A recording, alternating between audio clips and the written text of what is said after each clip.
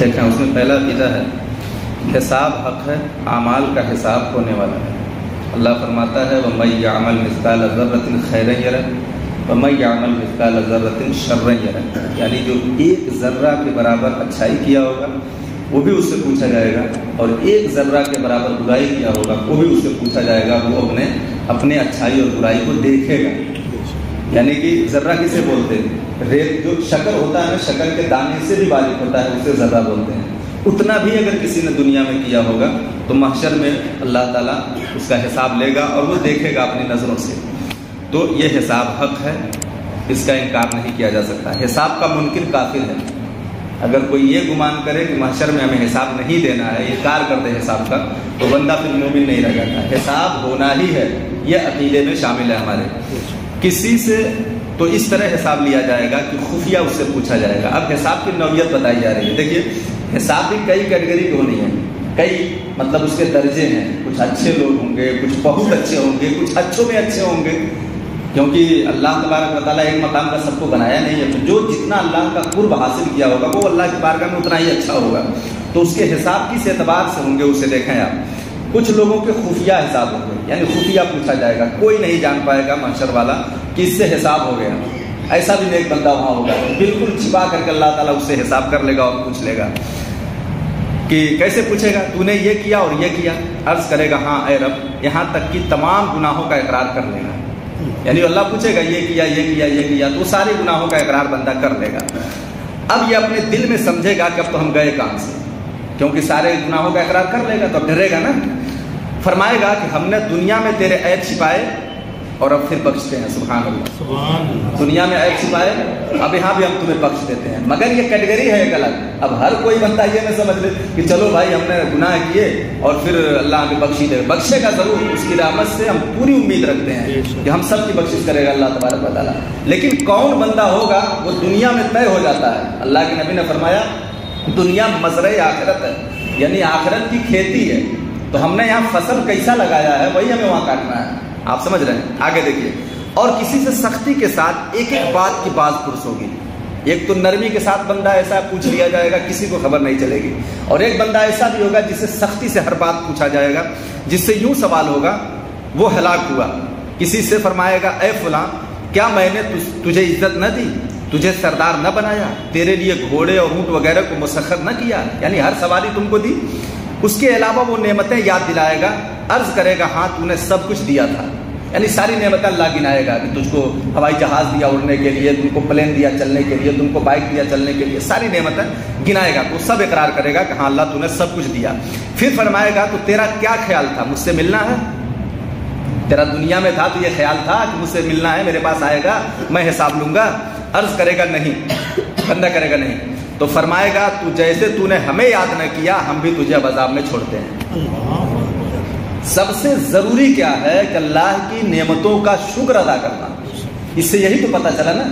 بندہ کیا بولے گا کہ نہیں میں نے تو یہ سوچا بھی نہیں تھا کہ مجھے تجھ سے ملنا ہے، تو کہے گا پھر جا عذاب چک۔ اور ایک بندہ وہ ہے سارے جرم کا اقرار کرنے کے بعد کہے گا کہ ہاں اللہ ہم نے سب کیا، تیری رحمت سے میں کی امید بھی کرتا رہا مگر میں کر نہ سکا، گناہ کر لیا۔ اللہ کہے گا چل وہاں چھپاتا رہا تو یہاں بھی چھپا دیتا ہوں۔ دو نوعیت کے بندے ہیں۔ آگے دیکھیں، اب کافروں کو دیکھیں، یہ تو مومن کے مسلمانوں کی بات ہو گئی۔ بعض کافر ایسے ہوں گے کہ جب نعمتیں یاد دلا کر فرمائے گا کہ تو نے کیا کیا، عرض کرے گا تجھ پر اور تیری کتاب اور تیرے رسولوں پر ایمان لایا۔ یہ کافر بول رہا ہے۔ نماز پڑھی، روزے رکھے، صدقہ دیا، ان کے علاوہ جہاں تک ہو سکے گا نیک کاموں کا ذکر کرے گا۔ ارشاد ہوگا تو اچھا تو ٹھہر جا، تجھ پر گواہ پیش کیے جائیں گے۔ کافر ہے نا، تو ایسے اس کے بولنے سے کام نہیں چلے گا۔ اب اس سے اللہ پوچھے گا تجھ پر اب ہم گواہی لیں گے کہ تو کیا بھی تھا کہ نہیں، جبکہ اللہ سب جانتا ہے۔ گواہی صرف محشر والوں کے لیے ہے، لوگ دیکھ لیں اور وہ بھی دیکھ لے کہ ہم جھوٹ بول رہے ہیں تو دوسرا ہمارے خلاف گواہ دے رہا۔ دیکھیے اب اپنے جی میں سوچے گا مجھ پر کون گواہی دے گا، وہ تو سوچے گا کون ہے مجھے دیکھنے والا، کون گواہی دے گا۔ اس وقت اس کے منہ پر مہر کر دی جائے گی، اعضا کو حکم ہوگا بول چلو۔ اس وقت اس کی ران، اس کے ہاتھ، اس کے پاؤں، گوشت پوست، ہڈیاں سب گواہی دیں گے، تو ایسا کیا تھا، یہ تو ایسا کیا تھا۔ پھر وہ جہنم میں ڈال دیا جائے گا۔ یعنی کہ وہ یہ سوچے گا کہ میں تو چھپا دیا اپنے عیب کو، اب لوگ کون ہیں جو ہمارے خلاف گواہی دیں گے؟ سب تو اپنے اپنے میں پڑے ہیں، اللہ تعالیٰ ان کے ہی جسم کے اعضاء سے جو ان کے جسم کو آزاد دنیا میں دیا ہے. یہ اعضاء ہمارے سب دیکھ رہے ہیں کہ ہم نے کیا کیا کیا ان سے. ہاتھ دیکھ رہا ہے نا کہ ہم اس ہاتھ سے کون سا کام لیے ہیں, پیر دیکھ رہا ہے نا ہم نے کہاں چلے ہیں اس سے, زبان دیکھ رہی ہے ہم کیا بولے ہیں. تو یہ چیزیں ہماری معاشر میں گواہی دینے لگی. نبی پاک صلی اللہ علیہ وسلم نے فرمایا میری امت سے 70,000 بے حساب جنت میں داخل ہوں گے, اور ان کے طفیل میں ہر ایک کے ساتھ 70,000 اللہ تبارک و تعالیٰ 3 جماعتیں دے گا. 70,000 تو ایسے جماعت جنت میں جائے گی جن سے کوئی حساب نہیں ہوگا, اور اس جماعت میں جتنے لوگ رہیں گے سب کے ساتھ 3 جماعتیں 70,000 کی ہوں گی.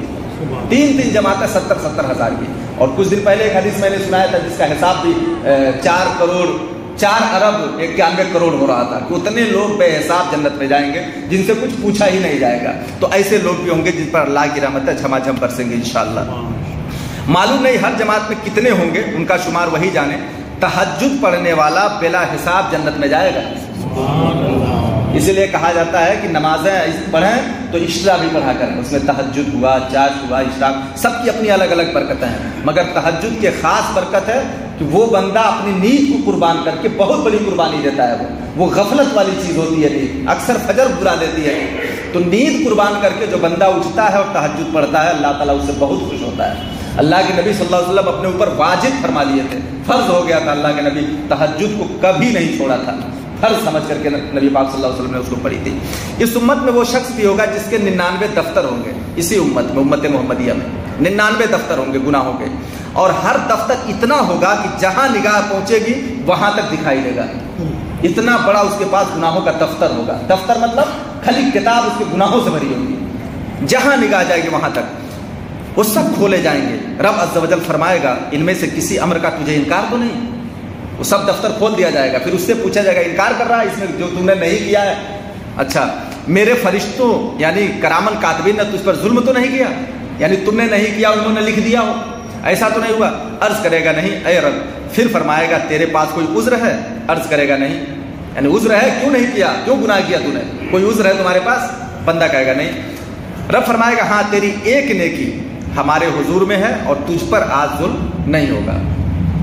اللہ فرمائے گا تیری ایک نیکی میرے پاس ہے, یہ سارے دفتر گناہوں کے تیرے ہیں, یہ جتنے پیچھے ہوئے ہیں جہاں تک نظر جا رہی ہے یہ سب تیرے گناہ ہیں.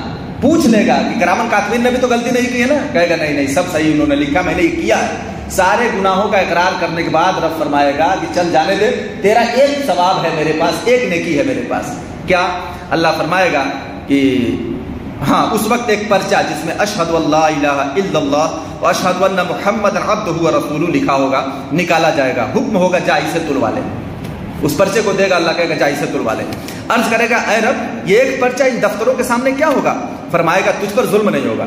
پھر ایک پلے پر یہ سارے دفتر رکھے جائیں گے اور ایک پر وہ پرچہ رکھا جائے گا. وہ پرچہ ان سارے دفتروں پر بھاری ہو جائے گا. سبحان اللہ. وہ پرچہ سارے دفتروں پہ بھاری ہو جائے گا. بالجملہ اس کی رحمت کی کوئی انتہا نہیں. جس پر رحم فرمائے تھوڑی چیز بھی بہت کثیر ہو جاتی ہے. اس کی رحمت کا انتہا نہیں. مگر وہ پرچہ بھی تو ہونا چاہیے نا, پرچہ بھی تو ہونا چاہیے. جس کے پاس پرچے بھی حاصل نہ کیے. حضرت بشر حافی رحمۃ اللہ علیہ کے بارے میں روایت ہے پوری زندگی شراب بیچتے رہے, خدا کے حکم کی نافرمانی کرتے رہے, اور راستے سے جا رہے تھے اللہ کا ایک مبارک نام الرحمن الرحیم یا بسم اللہ الرحمن الرحیم کا ایک ٹکڑا پڑا ہوا تھا. کسی بچے نے لکھا ہوگا یا کیسے بھی پڑا ہوا تھا. دیکھا تو ان کی آنکھ میں آنسو آ گیا, اٹھائے ادب سے گھر لے گئے, اسے دھلا صاف کیا, عطر میں سجا کر کے بلند مقام پہ رکھ دیا, بلند مقام پہ, اور پھر شراب کھانے اپنے چلے گئے. شراب کی بہت بڑی بٹی بزنس تھا ان کا, بہت بڑا. چلے گئے. دوسرے دن فرشتہ اللہ کا سلام لے کر کے آیا, فرشتہ اللہ کا سلام لے کر کے آیا. کہا کہ اللہ کی جانب سے میں آپ کی بارگاہ میں سلام لے کر کے آیا ہوں. حیران دنگ ہو گئے. جب سنے تو ننگے پاؤں بھاگ کے گئے ملنے کے لیے کہ میرے رب کا پیغام آیا ہوا ہے. ننگے پاؤں پہ گئے, چپل کے بھاگ کے گئے. اس کے بعد وہ سلام کیا تھا؟ وہ مزدہ جافزہ تھا, تقدیر بدلنا تھا کہ میرے بندے تو نے میرے نام کی تعظیم کی اور ادب کی جگہ پہ رکھا, اس لیے ہم تیری تقدیر بدل دیتے ہیں. پھر بشر حافی کو اللہ تعالیٰ نے ایسا کامل ولی بنایا, ایسا کامل ولی, سارے جانوروں کو حکم دے دیا کہ جس جس گلی سے میرا بشر گزرے گا تم اس پر نیند اور پیشاب نہیں کر سکتے.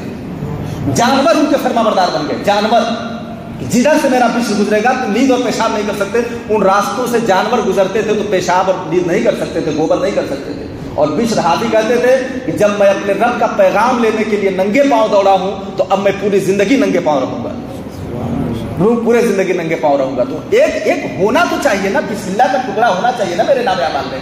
क्या पेश करेगा परवरदिगार आलम? होगा ही नहीं मेरे पास। तो सारे दफ्तर गुनाहों से भरे होंगे, जहां तक निगाह जाए गुनाह ही गुनाह होंगे। चुगली हमने की है, नमाजें हमने छोड़ी, झूठ हमने बोले हैं, गीबत हमने की है, लोगों के गसम माल हमने किए हैं, लोगों के हमने खाए हैं, हराम हमने कमाए हैं, माँ बाप के दिल हमने दुखाए, क्या क्या गिनाऊं? सब तो मेरे ही नाम अमाल में है ना। तो जब सब मेरे ही, दफ्तर मेरा ही चौड़ा है, अशहदु अल्ला इलाहा इल्लल्लाह की पर्ची है मेरे पास। ये गौर करना है हमें। ये पर्ची कैसे मिलेगी? ये पर्ची लिखवा के नहीं मिलेगी। अल्लाह को जब राजी करेंगे तो उसी में से एक अमल ऐसा होगा जो अशहदु अल्ला इलाहा इल्लल्लाह की जगह पे अल्लाह की बारगाह में महफूज हो जाएगा। जब हम अल्लाह को राजी करने की कोशिश करते रहेंगे कि कभी तो राजी कर लो अल्लाह को, कभी तो सोचा कि एक दिन हम सब बेदारी करके तहज्जुद कर लें कि हो सकता है अल्लाह को मेरा यही एक अमल काम आ जाए अल्लाह की बारगाह में। तो एक एक अमल हमें कभी भी ये सोचना नहीं चाहिए कि छोटा है, ये बड़ा है, ये नहीं करना चाहिए, ये मुस्तहब है, छोड़ो जाने दो।